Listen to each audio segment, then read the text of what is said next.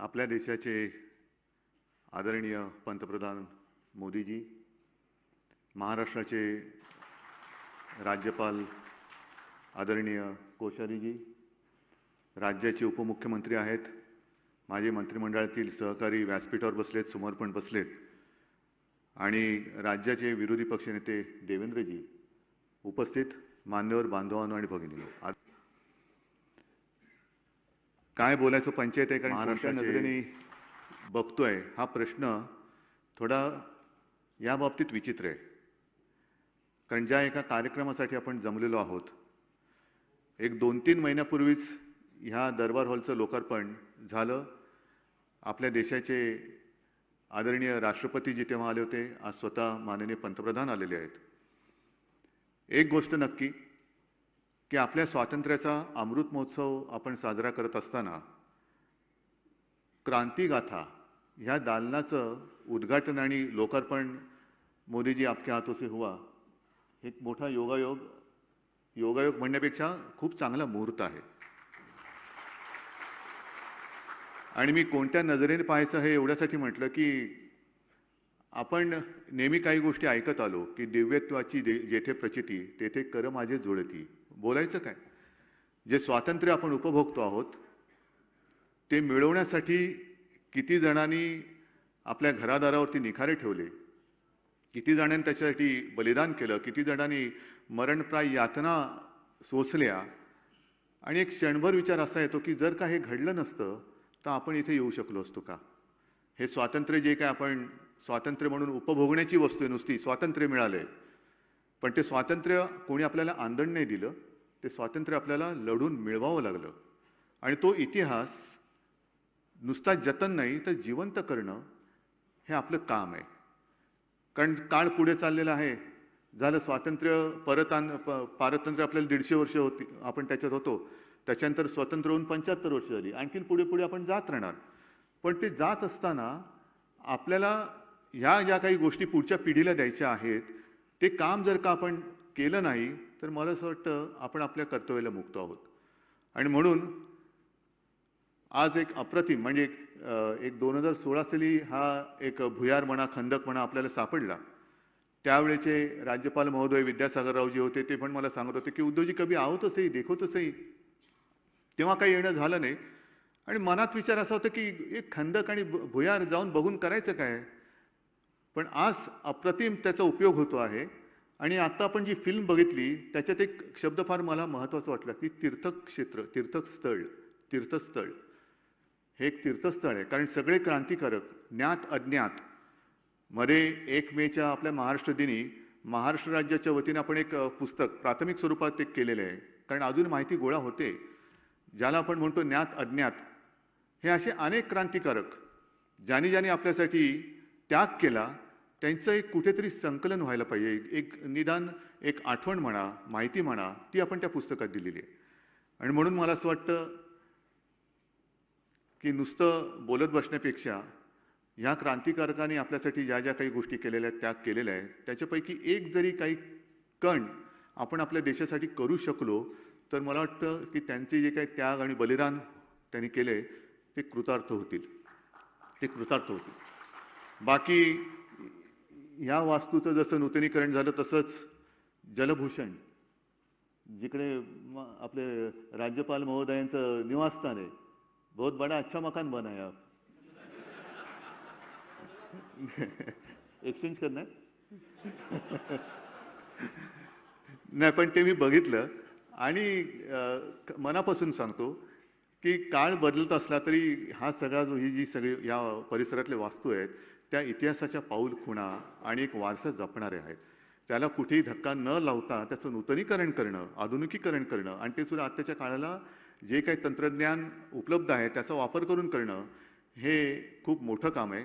आणि कलात्मक नजरेने पाहिलं तर एकही कानाकोपरा असा नाहीये की जिकडे असं काहीतरी विचित्र घडलेलं आहे. प्रत्येक कण जर बघाल, प्रत्येक हा सुद्धा हॉल आणि ते सुद्धा प्रत्येक ठिकाणी अत्यंत कलात्मक नजरेतून त्याचं एक नूतनीकरण केलेलं आहे. म्हणून मी सर्वांना धन्यवाद देतो. आणि मला या दालनाच्या उद्घाटन प्रसंगी उपस्थित राहण्याचं भाग्य मिळालं हे खूप मोठं एक माझ्या आयुष्यातलं जे काही क्षण सार्थकी लागतात म्हणतात त्यातला हा एक क्षण आहे. मी पुन्हा एकदा सगळ्यांना धन्यवाद देतो आणि माननीय पंतप्रधान सुद्धा धन्यवाद देतो की तुम्ही तुमच्या व्यस्त कार्यक्रमातून खास करून इथे आलात. आपल्याला धन्यवाद. राज्यपाल महोदयजी, पुन्हा एकदा तुमचं सगळ्यांचं अभिनंदन. अशोकरावांचं पण अभिनंदन, कारण त्यांच्या खात्याने हे नूतनीकरण केलेलं आहे. धन्यवाद. जय हिंद, जय महाराष्ट्र.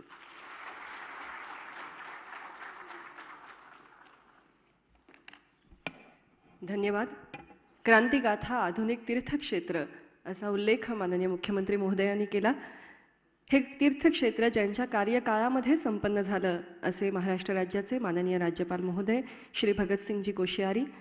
भारतीय इतिहास संस्कृति इनसे उनका व्यासंगी अभ्यास हम सभी सर्वविदित है और स्वयं शिक्षक होने के नाते ज्ञान की शक्ति को, प्रबोधन की शक्ति को वो जानते हैं और इसीलिए इस क्रांति गाथा का निर्माण उनकी प्रोत्साहना पर हुआ है.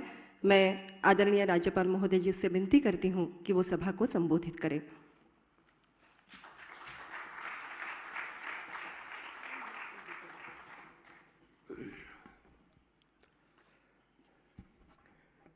आदरणीय प्रधानमंत्री जी, हमारे माननीय मुख्यमंत्री उद्धव जी, माननीय उप मुख्यमंत्री श्री अजित जी, पीडब्ल्यू मंत्री श्री अशोक जी, नेता प्रतिपक्ष श्री देवेंद्र फडणवीस जी, हमारे चीफ जस्टिस श्रीमान दत्ता जी, यहाँ उपस्थित सभी जनप्रतिनिधिगण, सभी प्रबुद्धजन, भाइयों बहनों और मीडिया के साथियों, आज़ादी के अमृत महोत्सव पर सिंधु सागर और बाण गंगा के तट पर अवस्थित इस राजभवन में आज जलभूषण और ऐतिहासिक बंकर में महाराष्ट्र के क्रांतिवीरों को समर्पित क्रांति गाथा के लोकार्पण के अवसर पर आप सबका मैं अभिनंदन करता हूं, स्वागत करता हूं. आदरणीय प्रधानमंत्री जी, इस छोटे से कार्यक्रम के लिए लोग मुझे कह भी रहे थे कि प्रधानमंत्री जी आएंगे भी क्या. आपने सहमति दी. ये आपका अपने सहयोगियों के प्रति स्नेह और उन पर विश्वास का परिणाम है. मैं आपको इसके लिए बहुत बहुत आभार प्रकट करता हूं. मैं इस काम में हमारे मुख्यमंत्री जी, विशेष करके हमारे उप मुख्यमंत्री जी और लोक निर्माण मंत्री जी, जिन्होंने समय समय पर बड़ा सक्रिय रूप से सहयोग दिया, इसके कारण से इस समय पर संपन्न हुआ, मैं उनका भी आभार प्रकट करता हूं. मैं अपने अधिकारी विशेष करके मनोज सोनिक, जो यहाँ के एसवीएस हैं, जब उन्होंने देखा कुछ देर हो रही है, प्रधानमंत्री आने वाले हैं, तो जाने कहां से फौज इकट्ठा करके कर्मचारी, अधिकारी, ऐसे सारे लोगों को इकट्ठा करके समय पर पूरा करने में बड़ा सहयोग दिया. उनको और उनके सभी सहयोगी अधिकारियों, इंजीनियरों को भी मैं धन्यवाद देता हूं. मैं विशेष करके अपने जो मजदूर हैं, आप जानते हैं कि हमारे प्रधानमंत्री जी का एक प्रमुख प्रार्थना है. अब अक्सर पहले अपने भाषण में वो बोलते थे, वैष्णव जन तो तेने कहिए जो पीर पराई जाने रे. तो ऐसे जो आज भी जो पीड़ा सहन कर रहे हैं, लेकिन अपना खून पसीना बहा करके, रात दिन लग करके, 24 घंटा काम करके इस काम को पूरा किया, ऐसे मैं अपने श्रमिकों और मजदूर भाइयों को भी अभिनंदन करता हूं, उनके प्रति भी आभार प्रकट करता हूं. मैं इस क्रांति गाथा के लिए, अभिनव प्रयोग के लिए प्रसिद्ध इतिहासकार भाई विक्रम संपत को, ये उनकी संकल्पना थी और उस संकल्पना को पूरा करने के लिए मेरे सहयोगी, मेरे ओएसडी नेथानी ने जन सहयोग से, बाह्य सहायता से इतना बड़ा कार्यक्रम, इतना बड़ा प्रोजेक्ट किया. मैं उनका भी आभार और अभिनंदन करता हूं. मैं इस प्राचीन मंदिर को एक अच्छा स्वरूप देने के लिए भी विशेष करके जन सहयोग से, बाह्य सहायता से हमारे नेतानी ने प्रयोग किया, उसके लिए भी उन्हें धन्यवाद है।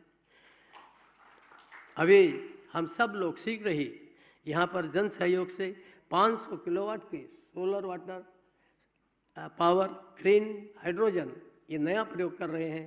मुझे लगता है कि प्रधानमंत्री जी के आशीर्वाद से वो भी सफल होगा। राजभवन में प्रतिदिन 100 से भी अधिक आगंतुक आते हैं। यहाँ पर देश विदेश से, विदेशों के भी राज्याध्यक्ष, प्रधानमंत्री और एम्बेसडर और कंसल जनरल तो अक्सर लगभग हर हफ्ते ही आते रहते हैं और उन लोगों को उत्सुकता रहती है देखने की राजभवन को, इसके माध्यम से प्रदेश को जानने की उनकी उत्सुकता रहती है। और ऐसे में उनके लिए जहाँ ये हमारा क्रांति गाथा गैलरी प्रेरणादायी होगी, वहीं यहाँ पर पहले मोर पलते थे। एक दिन मेरे पीआरओ ने कहा, सर यहाँ मोर थे, यहाँ कुत्ते आते हैं, बिल्ली आते हैं, सब खा गए। तो मुझे बड़ा कष्ट हुआ। तो मैंने यहाँ के चहल साहब हैं, मैंने कहा कि भाई ये सब आखिर मोरों ने क्या कसूर किया, खाई जा रहे हैं, इनको ख़त्म कर रहे हैं। और उन्होंने यहाँ से कुत्ते बिल्लियों को अच्छी जगह पर आदित्य जी पहुँचा करके, और अब मोर है, बहुत लोग आते हैं, आनंद लेते हैं। और एक प्रकार से मेरी कोशिश है कि ये राजभवन केवल राजभवन न रहे, ये लोक भवन रहे, यहाँ जनता आए। मेरी कोशिश है। मैंने पूरे आदरणीय प्रधानमंत्री जी, पूरे कोविड काल में भी मेरे डॉक्टर, मेरे साथी मुझे कहते थे, अरे राज्यपाल जी क्यों कर रहे हो, क्यों लोगों को समय दे रहे हो। मैंने पूरे कोविड काल में, हमारे विधानसभा अध्यक्ष नरहरि जी बैठे हैं, उस कोविड काल में भी ये अपने ट्राइबल सारे पार्टियों के एमएलए को ला करके उनकी समस्या सुलझाने के लिए और उनकी बातों को कहने के लिए मेरे पास आए। मुझे अच्छा लगा। ऐसा संवाद रहता है तो निश्चित रूप से उससे समाज आगे बढ़ता है, समस्याएं हल होती हैं। मेरी ये कोशिश है कि इसमें से हम किस प्रकार से इस राजभवन को जनोपयोगी बना सकें, ऐसी मेरी कोशिश रही है।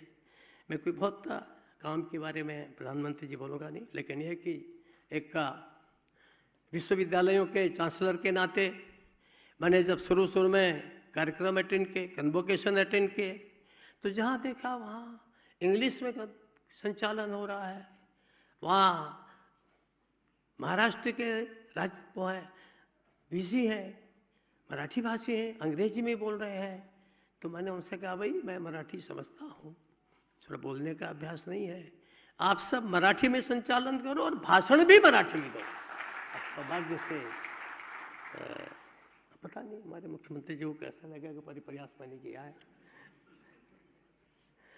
कोशिश की है कि विश्वविद्यालय में कुछ नए से नए प्रयोग हों।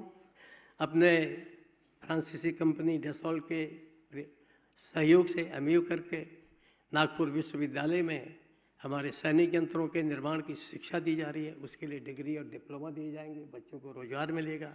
मुंबई के विश्वविद्यालय में गोवा के विश्वविद्यालय के साथ मिलकर के समुद्री विज्ञान की पढ़ाई शुरू की गई है। और NEP 2020 के हिसाब से अनुसार हमारे अनेक विश्वविद्यालयों ने यूरोप और अमेरिका के विश्वविद्यालयों के साथ MOU किया है। अब उनके बच्चे यहाँ पढ़ेंगे, हमारे बच्चे वहाँ पढ़ेंगे, आधी पढ़ाई यहाँ, आधी पढ़ाई वहाँ, और वो डिग्री एक दूसरे के देश में दी जाएगी। इस प्रकार का प्रयास मेरी ओर से, हमारे सारे मित्रों की ओर से, मेरी ओर से क्या, हमारे जो साथ के लोग हैं उनकी ओर से किया जा रहा है। राज्यपाल महाराष्ट्र को जनजाति के विकास के लिए संविधान के अनुसार बहुत से प्रावधान किए गए हैं। उसको आप साधारण भाषा में राइट्स, अधिकार बोल सकते हैं, पर मैं कहता हूँ कुछ कर्तव्यों का प्रावधान किया गया है। मैंने कोशिश की है कि उन प्रावधानों के उपयोग से उपयोग किया जाए। उनके उपयोग से पिछले 1 वर्ष के अंदर, 1.5 वर्ष के अंदर 23,000 लोगों को मकान मिले। उनके मकान जो है वह रेगुलर किए गए, रेगुलराइजेशन किया गया। पहले उनके जो फॉरेस्ट संबंधी मामले होते थे, DM ही उनको सुनता था, वही उसका रिव्यू अधिकारी होता था। मैंने अब उसका रिव्यू अधिकारी डिविजनल कमिश्नर को कर दिया है।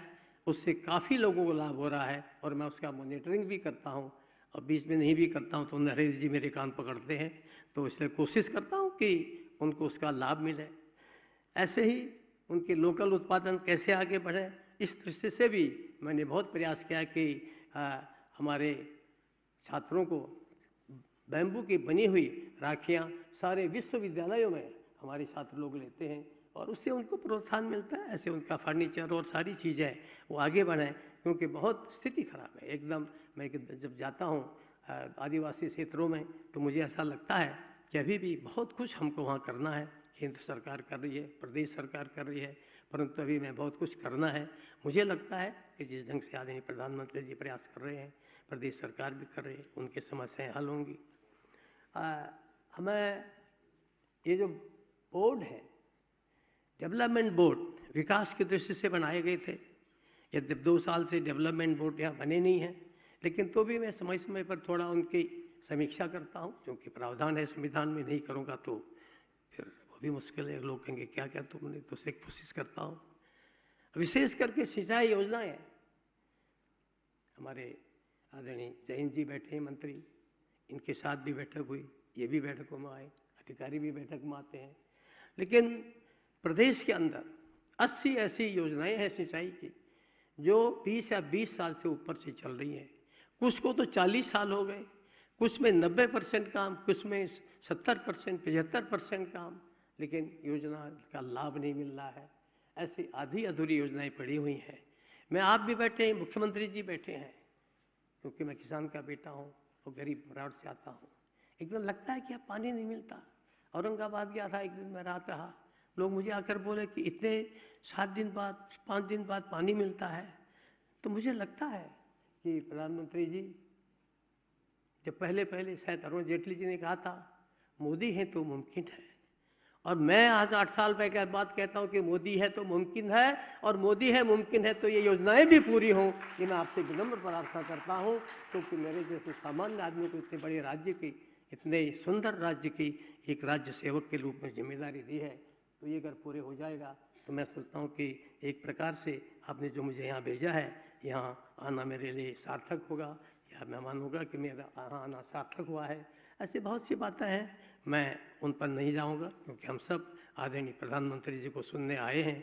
मेरा प्रयास है कि आज अपनी यहाँ की सरकार से मिलकर साथ में सहयोग करके हम आगे काम बढ़ाएं। क्योंकि एक बात और ज़रूर आप लोगों से कहूँगा, मेरी यहाँ आने की बहुत इच्छा नहीं थी।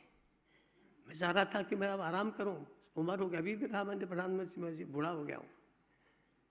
लेकिन ये प्रेम और स्नेह में, यहाँ पर बहुत से अधिकारी बैठते हैं, डंडे की भी अपना स्थान है, डंडा नहीं लगाओगे तो अपराधी तो सिर पे चढ़ जाएंगे। लेकिन स्नेह और प्रेम और विश्वास, ये बड़ी ताकत है। ये उनका विश्वास और स्नेह था कि मैं यहाँ आया। मुझे लोग कहते हैं कोश्यारी जी आपको महाराष्ट्र कैसा लगता है? मैं कहता हूँ कि मुझे महाराष्ट्र एकदम अपने हिमालय सा लगता है, उत्तराखंड सा लगता है। एक ही बात है, जब मुझे उत्तराखंड में जाता हूँ सब कुछ है, लेकिन वहाँ समुद्र नहीं है, सागर नहीं है। यहाँ भी सब कुछ है मगर हिमालय नहीं है। लेकिन तो भी इतना सुंदर प्रदेश है। मुझे लगता है आपने अपने प्रारंभिक जीवन में सामाजिक राजनीतिक जीवन का कार्य यहाँ महाराष्ट्र से शुरू किया, और मुझे संध्या काल में आपने जीवन के यहाँ भेजा है। आपका आशीर्वाद से ये महाराष्ट्र आगे बढ़े, देश में उन्नति हो, विशेष करके यहाँ से गरीब और किसान ये आगे सुखी हों, ये आपके माध्यम से हो ही रहे हैं और आगे तेज गति से हों, ऐसी मेरी प्रार्थना है। आप यहाँ आए, फिर से आप सबका बहुत बहुत आभार, बहुत बहुत धन्यवाद।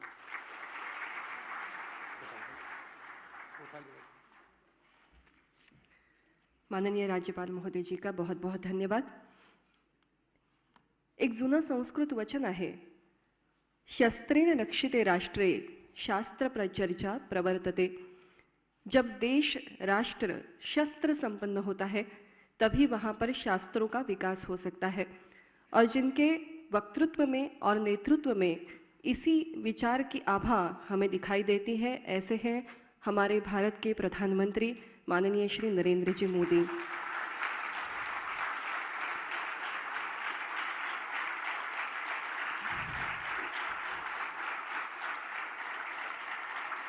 और आज ये सौभाग्य की बात है कि उनके करकमलों से क्रांती गाथा, इस क्रांतिकारक दालन का उद्घाटन हो रहा है. त्यांच्या शुभ हस्ते क्रांतिगाथा या दालनाचं उद्घाटन होणं ही खरोखरच आपणा सगळ्यांसाठी सौभाग्याची गोष्ट आहे. त्यांचं इथे झालेलं आगमन आपणा सगळ्यांचा उत्साह, आनंद वाढवणारं असं. यानंतर मी भारत देशाचे माननीय प्रधानमंत्री, पंतप्रधान श्री नरेंद्रजी मोदी यांना विनंती करते की त्यांनी सर्वांना मार्गदर्शन करावं.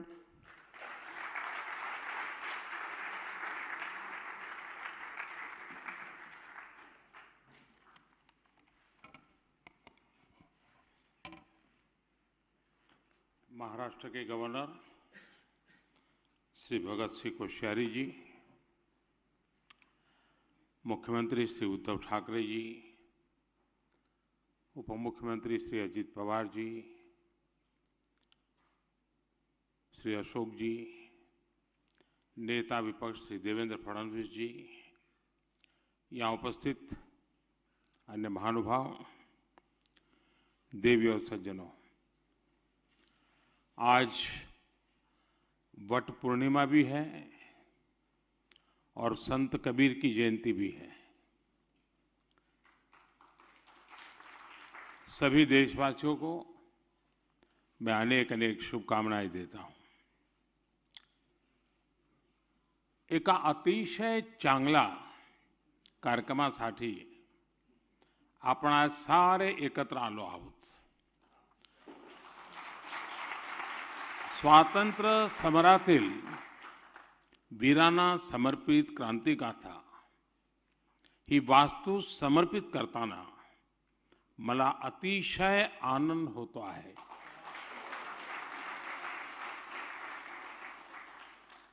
साथियों, महाराष्ट्र का राजभवन बीते दशकों में अनेक लोकतांत्रिक घटनाओं का साक्षी रहा है. ये उन संकल्पों का भी गवाह रहा है जो संविधान और राष्ट्र के हित में यहां शपथ के रूप में लिए गए. अब यहां जलभूषण भवन का और राजभवन में बनी क्रांतिवीरों की गैलरी का उद्घाटन हुआ है. मुझे राज्यपाल जी के आवास और कार्यालय के द्वार पूजन में हिस्सा लेने का अवसर मिला. ये नया भवन महाराष्ट्र की समस्त जनता के लिए, महाराष्ट्र के गवर्नेंस के लिए नई ऊर्जा देने वाला हो. और जैसा गवर्नर साहब ने कहा कि राजभवन नहीं लोक भवन है, वो सच्चे अर्थ में जनता जनार्दन के लिए एक आशा की किरण बन के उभरेगा, ऐसा मेरा पूरा विश्वास है. और इस महत्वपूर्ण अवसर के लिए यहां के सभी बंधु बधाई के पात्र हैं. क्रांति गाथा से निर्माण से जुड़े इतिहासकार विक्रम संपत जी और दूसरे सभी साथियों को भी मैं अभिनंदन करता हूं. साथियों, मैं राजभवन में पहले भी अनेक बार आ चुका हूं. यहां कई बार रुकना भी हुआ है. मुझे खुशी है कि आपने इस भवन के इतने पुराने इतिहास को, इसके शिल्प को संजोते हुए आधुनिकता का एक स्वरूप अपनाया है. इसमें महाराष्ट्र की महान परंपरा के अनुरूप शौर्य, आस्था, आध्यात्म और स्वतंत्रता आंदोलन में स्थान की भूमिका को भी दर्शन होते हैं. यहां से वो जगह ज्यादा दूर नहीं है जहां से पूज्य बापू ने भारत छोड़ो आंदोलन की शुरुआत की थी. इस भवन ने आजादी के समय गुलामी के प्रतीक को उतरने और तिरंगों को शान से फहराते हुए देखा है. अब जो ये नया निर्माण हुआ है, आजादी के हमारे क्रांतिकारी को जो यहां स्थान मिला है, उससे राष्ट्रभक्ति के मूल्य और सशक्त होंगे. साथियों, आज का ये आयोजन इसलिए भी महत्वपूर्ण है क्योंकि देश अपनी आजादी के 75 वर्ष आजादी का अमृत महोत्सव मना रहा है. ये वो समय है जब देश की आजादी, देश के उत्थान में योगदान देने वाले हर वीर वीरांगना, हर सेनानी, हर महान व्यक्तित्व, उनको याद करने का ये वक्त है. महाराष्ट्र ने तो अनेक क्षेत्रों में देश को प्रेरित किया है। अगर हम सामाजिक क्रांतियों की बात करें तो जगत गुरु श्री संत तुकाराम महाराज से लेकर बाबा साहब आम्बेडकर तक समाज सुधारकों की एक बहुत समृद्ध विरासत है। यहां आने से पहले मैं देहू में था, जहां संत तुकाराम शिला मंदिर के लोकार्पण का सौभाग्य मुझे मिला। महाराष्ट्र में संत ज्ञानेश्वर, संत नामदेव, समर्थ रामदास, संत चोखा मेला जैसे संतों ने देश को ऊर्जा दी है। अगर स्वराज की बात करें तो छत्रपति शिवाजी महाराज और छत्रपति संभाजी महाराज का जीवन आज भी हर भारतीय में राष्ट्रभक्ति की भावना को और प्रबल कर देता है। जब आजादी की बात आती है तो महाराष्ट्र ने तो ऐसे अनगिनत वीर सेनानी दिए जिन्होंने अपना सब कुछ आजादी के यज्ञ में आहुत कर दिया। आज दरबार हॉल से मुझे इस समंदर का विस्तार दिख रहा है तो हमें स्वतंत्र वीर विनायक दामोदर सावरकर जी की वीरता का स्मरण आता है। उन्होंने कैसे हर यातना को आजादी की चेतना में बदला, वो हर पीढ़ी को प्रेरित करने वाला है। साथियों, जब हम भारत की आजादी की बात करते हैं तो जाने अनजाने उस कुछ घटनाओं तक सीमित कर देते हैं, जबकि भारत की आजादी में अनगिनत लोगों के तप और उनकी तपस्या शामिल रही है।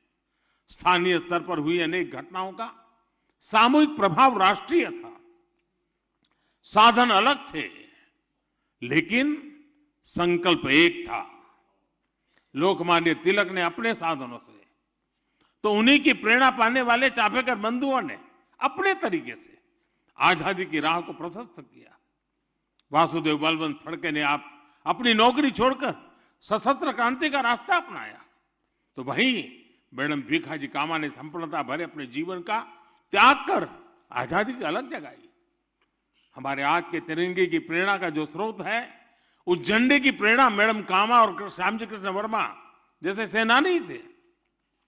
सामाजिक, पारिवारिक, वैचारिक भूमिकाएं चाहे कोई भी रही हो, आंदोलन का स्थान चाहे देश विदेश में कहीं भी रहा हो, लक्ष्य एक था, भारत की संपूर्ण आजादी। साथियों, आजादी का जो हमारा आंदोलन था उसका स्वरूप लोकल भी था और ग्लोबल भी था। जैसे गदर पार्टी दिल से राष्ट्रीय भी थी लेकिन स्केल में ग्लोबल थी। श्यामजी कृष्ण वर्मा का इंडिया हाउस लंदन में भारतीयों का जमावड़ा का, लेकिन मिशन भारत की आजादी का था। नेताजी के नेतृत्व में आजाद हिंद सरकार भारतीय हितों के लिए समर्पित थी, लेकिन उसका दायरा ग्लोबल था। यही कारण है कि भारत के स्वतंत्र आंदोलन ने दुनिया के अनेक देशों को आजादी के आंदोलन को प्रेरित किया। लोकल से ग्लोबल की यही भावना हमारे आत्मनिर्भर भारत अभियान की भी ताकत है। भारत के लोकल को आत्मनिर्भर अभियान से राष्ट्रीय और अंतर्राष्ट्रीय स्तर की पहचान दी जा रही है। मुझे विश्वास है क्रांतिवीरों की गैलरी से यहां आने वालों को राष्ट्रीय संकल्पों को सिद्ध करने की नई प्रेरणा मिलेगी। देश के लिए कुछ कर गुजरने की भावना बढ़ेगी। साथियों, बीते 7 दशकों में महाराष्ट्र ने राष्ट्र के विकास में हमेशा से महत्वपूर्ण भूमिका निभाई है। मुंबई तो सपनों का शहर है ही है। महाराष्ट्र के ऐसे अनेक शहर हैं जो 21वीं सदी में देश के ग्रोथ सेंटर होने वाले हैं। इसी सोच के साथ एक तरफ मुंबई के इंफ्रास्ट्रक्चर को आधुनिक बनाया जा रहा है, तो साथ ही बाकी शहरों में भी आधुनिक सुविधाएं बढ़ाई जा रही है। आज जब हम मुंबई लोकल में होते हैं, अभूतपूर्व सुधार को देखते हैं, जब अनेक शहरों में मेट्रो नेटवर्क के विस्तार को देखते हैं, जब महाराष्ट्र के कोने कोने को आधुनिक नेशनल हाईवे से जुड़ते हुए देखते हैं, तो विकास के सकारात्मकता का एहसास होता है। हम सभी ये भी देख रहे हैं कि विकास की यात्रा में पीछे रह गए आदिवासी जिलों में भी आज विकास की नई आकांक्षा जागृत हुई है। साथियों, आजादी के इस अमृत काल में हम सभी को ये सुनिश्चित करना है कि हम जो भी काम कर रहे हैं, जो भी हमारी भूमिका है, वो हमारे राष्ट्रीय संकल्पों को मजबूत करें। यही भारत के तेज विकास का रास्ता है। इसलिए राष्ट्र के विकास में सबका प्रयास के आह्वान को मैं फिर दोहराना चाहता हूं। हम एक राष्ट्र के रूप में परस्पर सहयोग और सहकार की भावना के साथ आगे बढ़ना है, एक दूसरे को बल देना है। इसी भावना के साथ एक बार फिर जल भूषण भवन को और क्रांतिवीरों की गैलरी के लिए भी मैं सबको बधाई देता हूं। और अब देखें, शायद दुनिया के लोग हमारी मजाक करेंगे कि राजभवन 75 साल से यहां गतिविधि चल रही है, लेकिन नीचे बंकर है वो 7 दशक तक किसी को पता नहीं चला। यानी हम कितने उदासीन हैं, हमारी अपनी विरासत के लिए कितने उदासीन है। खोज खोज कर हमारे इतिहास के पन्नों को समझना देश को इस दिशा में आजादी का अमृत महोत्सव एक कारण बने। मुझे याद है, अभी हमने भी श्याम जी कृष्ण वर्मा का चित्र में भी देखा, आप हैरान होंगे हमने किस प्रकार से देश में निर्णय किए हैं। श्याम जी कृष्ण वर्मा को लोकमान्य तिलक जी ने चिट्ठी लिखी थी और उनको कहा था कि मैं स्वातंत्र वीर सावरकर जैसे एक होनहार नौजवान को भेज रहा हूं, उसके रहने पढ़ने के प्रबंध में जरा आप मदद कीजिए। श्याम जी कृष्ण वर्मा वो व्यक्तित्व थे। स्वामी विवेकानंद जी उनसे साथ सत्संग किया करते थे और उन्होंने लंदन में इंडिया हाउस, जो क्रांतिकारियों की एक प्रकार से तीर्थ भूमि बन गया था, और अंग्रेजों के नाक के नीचे इंडिया हाउस में क्रांतिकारियों की गतिविधि होती थी। श्याम जी कृष्ण वर्मा जी का देहावसान 1930 में हुआ, 1930 में उनका स्वर्गवास हुआ और उन्होंने इच्छा व्यक्त की थी कि मेरे अस्थि संभाल के रखे जाए और जब हिंदुस्तान आजाद हो तो आजाद हिंदुस्तान की उस धरती पर मेरे अस्थि ले जाए जाएं।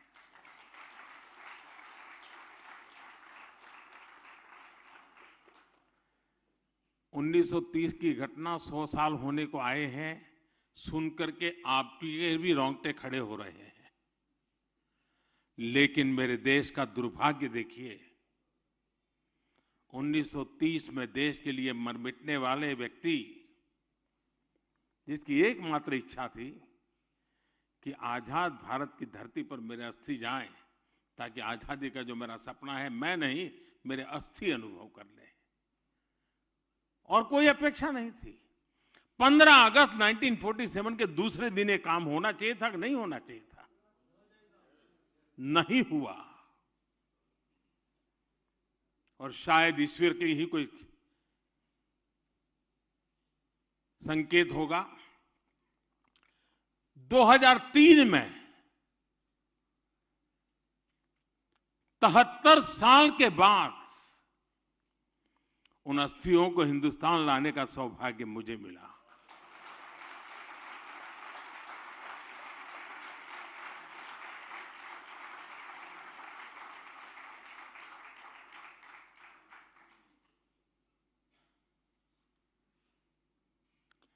भारत मां के एक लाल के अस्थि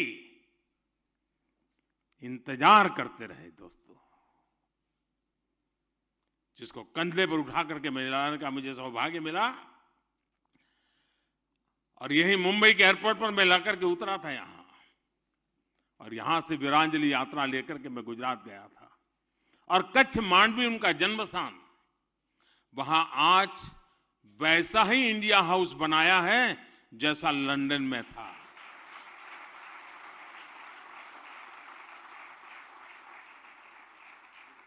और हजारों की तादाद में स्टूडेंट्स वहां जाते हैं, क्रांतिवीरों की इस गाथा को अनुभव करते हैं। मुझे विश्वास है कि आज जो बंकर किसी को पता तक नहीं था, जिस बंकर के अंदर वो सामान रखा गया था जो कभी हिंदुस्तान के क्रांतिकारियों की जान लेने के लिए काम आने वाला था, उसी बंकर में आज मेरे क्रांतिकारियों का नाम।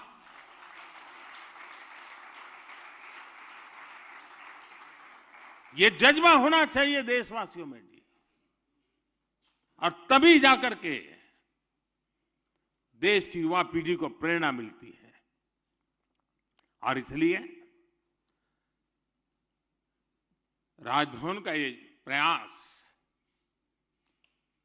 बहुत ही अभिनंदनीय है। मैं खास करके शिक्षा विभाग के लोगों से आग्रह करूंगा कि हमारे स्टूडेंट्स को हम वहां तो ले जाते हैं, साल में एक बार टूर, 2 बार टूर करेंगे तो कोई बड़े बड़े पिकनिक प्लेस पर ले जाएंगे, थोड़ी आदत बना दें, कभी अंडमान निकोबार जाकर के उस जेल को देखें जहां वीर सावरकर ने अपनी जवानी खपाई थी, कभी इस बंकर में आकर के देखें कि कैसे कैसे वीर पुरुषों ने देश के लिए अपना जीवन खपा दिया था। अनगिनत लोगों ने इस आजादी के लिए जंग किया है और ये देश ऐसा है, 1200 साल की गुलामी काल में कोई ऐसा दिन नहीं होगा जब हिंदुस्तान के किसी न किसी कोने में आजादी की अलग न जगी हो जी। 1200 साल तक ये दिमाग, ये मिजाज इस देशवासियों का है। हमें उसे जानना है, पहचानना है और उसको जीने का फिर से एक बार प्रयास करना है और हम कर सकते हैं। साथियों, इसलिए आज का ये अवसर मैं अनेक रूप से महत्वपूर्ण मानता हूं। मैं चाहता हूं कि ये क्षेत्र सच अर्थ में देश की युवा पीढ़ी के प्रेरणा का केंद्र बने। मैं इस प्रयास के लिए सबको बधाई देते हुए, आप सबका धन्यवाद करते हुए मेरी वाणी को विराम देता हूं।